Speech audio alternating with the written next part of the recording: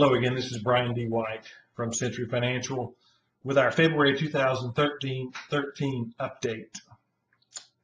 Despite major headwinds from Washington and rumblings from Europe, markets managed to hold on to the rally during most of February. Markets stumbled a little bit in the third week, but quickly recovered and managed to end the month on a positive note. For the month, the S&P gained 1.34 and the Dow gained 1.64 and the NASDAQ gained 0.88. The major headline of the month was sequestration. And in this context, it referred to the automatic series of federal spending cuts that began on March the 1st. The sequestration deadline was extended in January during the fiscal cliff debates, but lawmakers were not able to negotiate an agreement before the March 1st deadline. So in case you haven't been keeping up with the news, these spending cuts will trim $85 billion from the federal budget. This might not sound so bad, but the problem is that agencies can't pick and choose where to cut. So ultimately, many programs, including defense, Medicare, and other critical areas, all have cuts coming. While the mandatory cuts have been ordered, they haven't filtered down yet, so offering some breathing room before we begin to see the full effects later this month. So here's the hope that the politicians will get it together before then. If you'd like more information on this topic, you can check our website and notice that we posted this topic on there, and you're welcome to download it.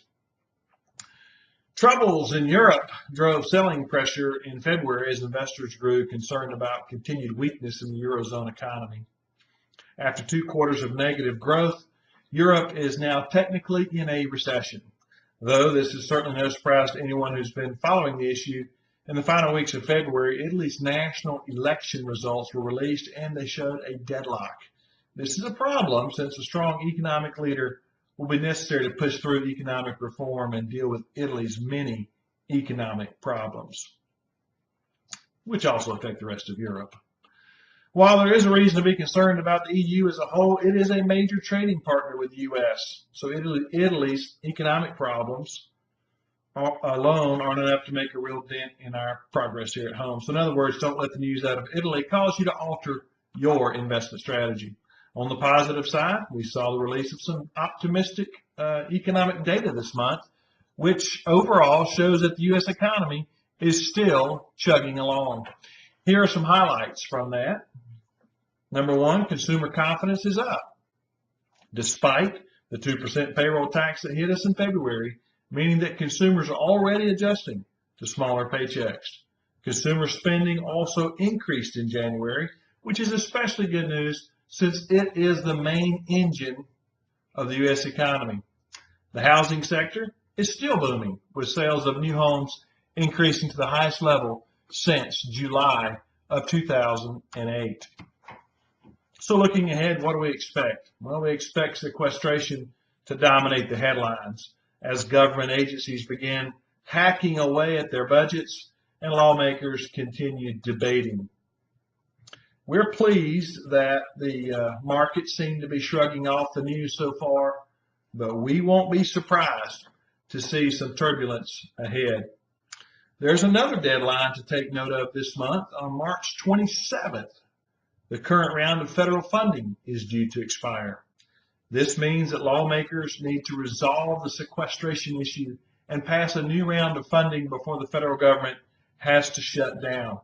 It's too early to make definite predictions about what will happen, but we're keeping a close eye on what's going on in Washington, and we'll make sure to keep you updated.